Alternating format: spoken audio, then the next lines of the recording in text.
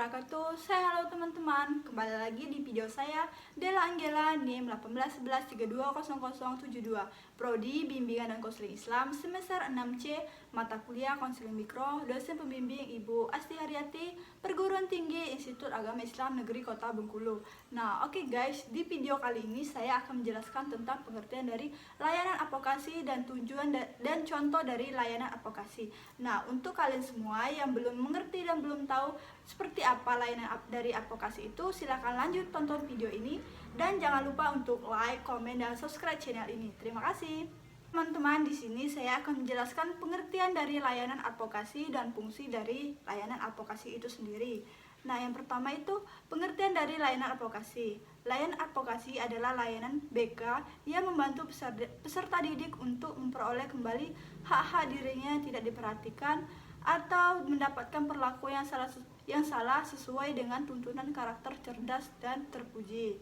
Nah, salah satu fungsi dari konseling adalah fungsi advokasi, yang artinya membela hak seseorang yang tercerai. Sebagaimana diketahui bahwa setiap orang memiliki berbagai hak secara umum yang dirumuskan di dalam HAM atau Hak Asasi Manusia. Berdasarkan HAM itu, setiap orang memiliki hak-hak yang menjamin keberadaannya, kehidupannya, dan perkembangan dirinya.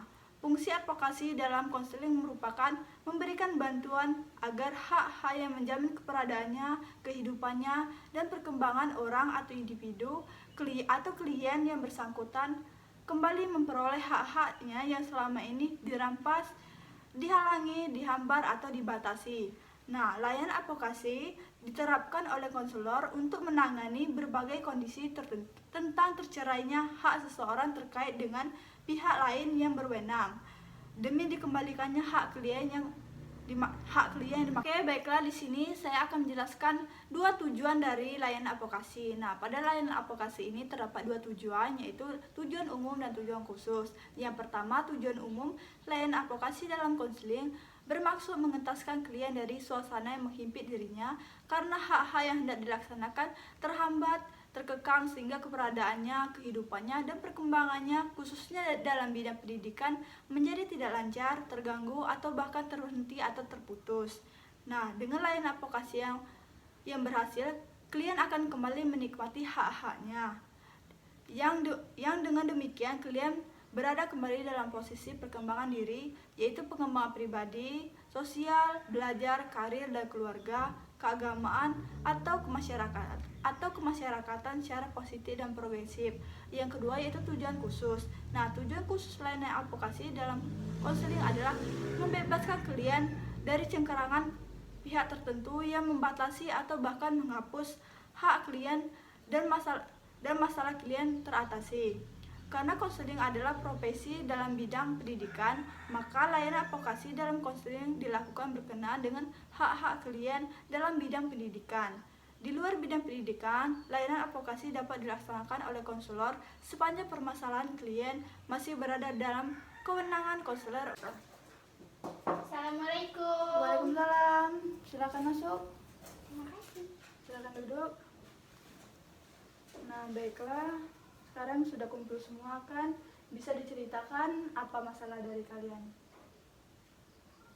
Jadi begini Bu, saya memiliki masalah dengan guru PKN yaitu Ibu Cici. Ya. Saya sering ribut di kelas, saya juga dikeluarkan dari kelas. Karena masalah ribut tadi. Ya, Bagaimana itu Ibu Cici bisa diceritakan? Nah, bagaimana Ibu Cici bisa diceritakan kembali seperti apa masalahnya kemarin? Jadi begini Bu, murid saya ini sangat nakal. Saat jam pelajaran dia sering sekali ribut dan sering kali melampaui batas kesabaran saya. Ya saya sangat kesal lah, saya keluarkan dia setiap jam pelajaran saya. Oh, baik, seperti itu ya.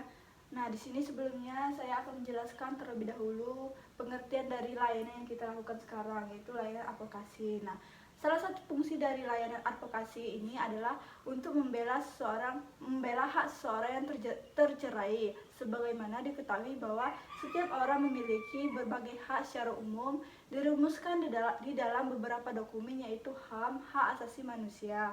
Nah, berlandaskan HAM itu, setiap orang memiliki hak-hak yang menjamin keberadaannya, kehidupannya, dan perkembangan dirinya. Fungsi advokasi dalam konseling berupaya memberikan bantuan agar hak-hak yang menjamin keberadaannya, kehidupan dan perkembangan atau individu atau klien yang bersangkutan kembali memperoleh hak-haknya yang selama ini dirampas. Nah, jadi seperti ini. Berarti kan hak dari murid ini tadi untuk belajar di mata kuliah ibu sudah ibu rampas kan, karena ibu. Nah, jadi begini Ibu Cici, dikarenakan ibu telah mengeluarkan dike dari mata pelajaran ibu tadi, mata pelajaran PPKN, sudah pasti haknya dike dalam memperoleh ilmu dari mata pelajaran ibu tadi sudah terampaskan kan. Hal tersebut mungkin bisa berpengaruh terhadap nilai dari dia, nilai mata pelajaran PPKN tadi. Nah, alangkah baiknya masalah ini bisa diselesaikan secara kekeluargaan. Ibu bisa memaafkan kesalahan Dike tadi, dan masalah ini bisa diselesaikan secara baik-baik. Nah, apakah Dike bersedia untuk meminta maaf pada Ibu Cici? Ya. Nah, kalau Ibu Cici bersedia juga untuk memaafkan murid kita ini, berarti dia bisa kembali lagi ke mata pelajaran ibu tadi kan. Apakah ibu bersedia untuk memaafkannya? Saya bersedia, tapi tolong jangan ulangi lagi kesalahan yang sama. Nah, apakah Dike bersedia untuk tidak mengulangi kesalahan yang sama lagi, tidak ribut lagi di kelas? Ya, saya bersedia. Nah, kalau begitu kan masalah sudah selesai kan. Dike bisa kembali lagi belajar di mata pelajaran Ibu Cici, dan Ibu Cici sudah tidak ada lagi dendam kan dengan saudara Dike. Nah, kalau begitu berarti masalah kita sudah selesai, dan haknya Dike untuk belajar di pelajaran Ibu Cici sudah bisa diambil kembali ya. Nah, mungkin seperti itu. Nah, kalau begitu mungkin masalah ini bisa selesai ya. Dan saya harap semoga masalah ini tidak ada lagi di kedepannya, dan kamu dan Ibu Cici bisa kembali akur seperti semula ya. Ya. Baiklah Bu, saya mengucapkan terima kasih kepada Ibu. Saya sudah bisa masuk ke kelas mata pelajaran PKN seperti biasanya. Iya, saya juga berharap kamu tidak akan mengulangi kesalahan yang sama ya, dan kamu juga bisa belajar dari kesalahan kamu yang sekarang. Tidak akan mengulanginya lagi di mata pelajaran Ibu Cici dan mata pelajaran guru lainnya. Ya Bu. Sekali lagi saya ucapkan terima kasih Bu. Saya pamit dulu. Ya, hati-hati ya. Kalau misalnya ada masalah lagi, kamu bisa kembali lagi datang pada Ibu. Terima kasih Bu. Iya, sama-sama.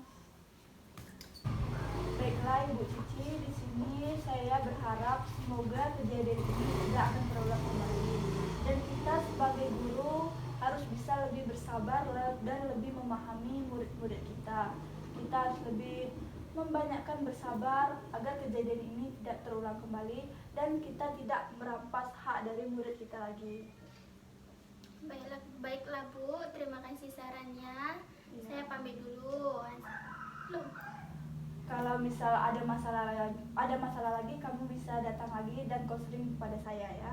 terima kasih Bu. Ya, Assalamualaikum. sama-sama. Waalaikumsalam.